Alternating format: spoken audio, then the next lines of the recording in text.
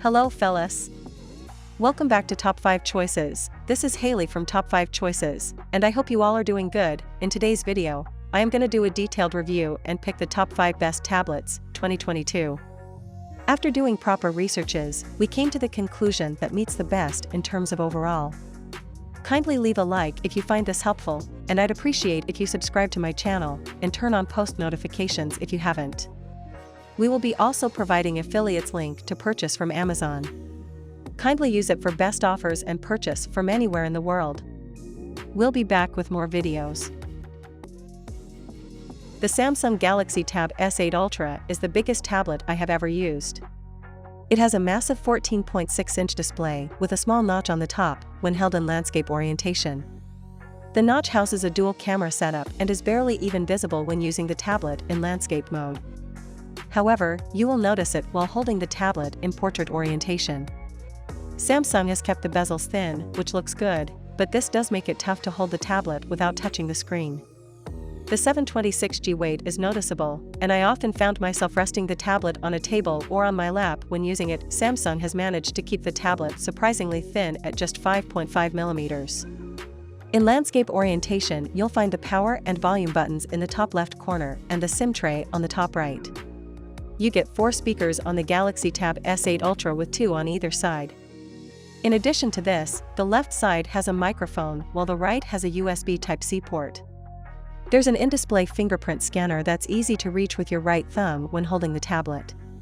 The bottom has a proprietary 3-pin connector with notches on either side to latch on to compatible accessories such as the book cover keyboard that Samsung also sent for this review. The back panel is made of metal, which gives this tablet a premium look and feel. There's a camera module at the top with 2 camera sensors, and a glossy black strip extends below it. This is the wireless charging mechanism for the S Pen, which can be latched on here magnetically. Samsung bundles the S Pen along with a long USB Type-C to Type-C cable, but you don't get a charger in the box. The Lenovo Tab P11 Plus has an 11-inch and 2K screen display. The Tab also has immersive sound with quality Dolby Atmos quad speakers. Lenovo has also installed Google Kids Space for kids entertainment, wherein people can download thousands and millions of kids apps that are verified by Google for their kids. The YouTube Kids app is also a boon when it comes to diverting toddlers' attention. It is also a great device for people with creative minds. The tablets you paint, draw, sketch, and take notes, with quality results. The Lenovo Tab P11 Plus is a stylus-friendly tablet, but the stylus needs to be purchased individually. The Lenovo Tab P11 Plus offers 3 storage options: 64GB for GB RAM, 128GB for GB RAM, and 128GB 6GB RAM. The Lenovo Tab P11 Plus has an 11 inches display with an 81.8% screen-to-body ratio and 1200 by 2000 pixels resolution. The Tab has a 2K display, which is an upgrade and one which you notice while using it. Add to that the Dolby Atmos quad speakers with the display, and it gives an immersive multimedia experience overall. Lenovo Tab P11 Plus runs on Android 11. It has a MediaTek MT6785 Helio G90T chipset, octa-core. The Lenovo Tab P11 Plus has an aluminum alloy design with a dual-tone finish. The Tab comes in 3 colors: slate gray, platinum gray, and modernist teal. There is also an optional keyboard available with the device, and it also is a stylus-supported tablet. Lenovo Tab P11 Plus features a 13MP main camera with autofocus and a wide lens. It also has a LED flash feature in the main camera and video recording at 1080 at 30 fps. The selfie camera has an 8MP camera with fixed focus and video recording at 1080 at 30 fps. The camera is one of the strongest suits of the P11 Plus. The size and weight are both comfortable for tablet tasks, including sitting on the couch and reading articles or books or taking notes with the Apple Pencil, as I like to do. It's not quite as easy to one-hand as the 8.3-inch iPad mini, but the trade-off is you get considerably more screen real estate. The Air's 10.9-inch screen is imperceptibly smaller than the 11-inch Pro's display, but it's still large enough for a great movie-watching experience. It does start to feel cramped when you're using it for laptop-like work, with split screen and multitasking modes. If you're considering trading in your 13-inch laptop for an iPad, I'd strongly recommend going with a 12.9-inch Pro model. What you don't get on the Air is the Pro's Promotion variable refresh rate display, nor do you get the 12.9-inch model's brighter mini LED screen. Most people won't miss Promotion. It can make scrolling animation smoother, but if you're reading static text or watching video, it won't make a difference, and it's not worth the $200 cost to upgrade to an iPad Pro for it alone. Similarly, while it would have been great to have the mini LED display here, the current 500 nit screen is still plenty bright enough to use the iPad Air in bright rooms or even outdoors. Although if you watch a lot of movies you might miss the inky blacks offered on the larger Pro. Apple didn't bring down the Pro's Thunderbolt for USB-C port to the Air this year, but it did upgrade the speed of the port to 10 gigabits per second, or twice as fast as the 2020 model, so you transfer files from external storage a bit faster or plug in to an up to 6K external display. Sadly, Apple also didn't add back a 3.5mm headphone jack. The only iPad in the lineup with that port at this point is the base model. The Galaxy Tab A7 has a metal chassis with all the trimmings. In addition to the roomy display, you've got 4 speakers, USB-C for charging, a headphone jack, and a microSD slot that accommodates memory cards up to 1 terabyte.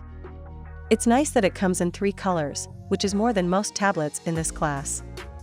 Further, Samsung has some first-party accessories for it, such as a folio case, that complete the experience. Processing speeds are above average for this class. The tablet includes a Qualcomm Snapdragon 662 processor with 3 GB of RAM. This combination was hardy enough to power the tablet through most tasks with ease. Everyday activities such as email, browsing, YouTube, and social networking didn't tax the tablet at all. When I tested the popular racing game Asphalt 9, I saw dramatically better performance than I did on the MediaTek-powered Lenovo SmartTab M10 HD. Battery life is fantastic. With a 7040 mAh battery inside, you've got more than enough juice to last you through a long day. The Tab A7 easily soared past 10 hours of video playback, which is above average for this class of device. Samsung nailed the speakers. With 4 speakers aboard and Dolby Atmos for tuning via headphones, you can expect great sound. I was very pleased with the overall response of the speakers, which produced rich, detailed sound. Though you can plug directly into the headphone jack, I found the speakers great on their own. The Galaxy Tab A7 runs Android 10 and Samsung One UI 2.5 on the September security update. This is not the latest build from Google, nor the latest UI variant from Samsung. It most certainly isn't a recent security patch. Software updates, even those pertaining to security, will be less frequent with the Tab A7 than they will be with a mid to top-end Galaxy smartphone. It's not a bad platform for the tablet, but Samsung's One UI 3, the current version, is much better.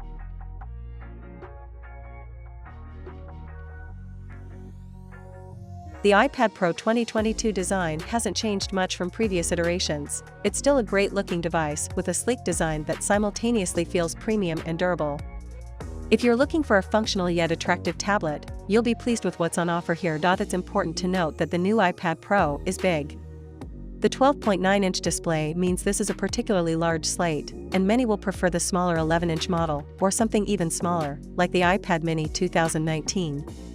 If you're happy with a larger design, you'll also benefit from a larger display, more on which below. The tablet has an aluminum rear end frame, and the front is glass with a scratch-resistant coating, but you'll want to buy a case if you want to maximize protection against knocks and scrapes. There are 4 speakers, with 2 on the top of the device and 2 on the bottom edge.